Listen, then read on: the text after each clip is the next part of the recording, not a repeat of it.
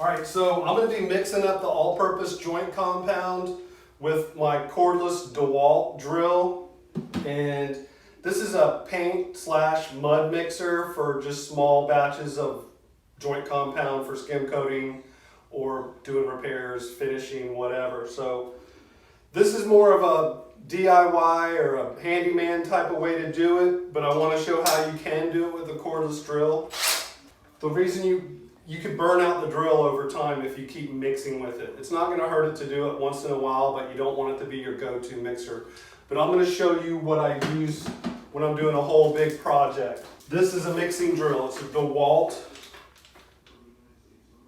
And this is my paddle bit that I've had for almost 10 years. This thing is unbelievably strong and mixes up fast.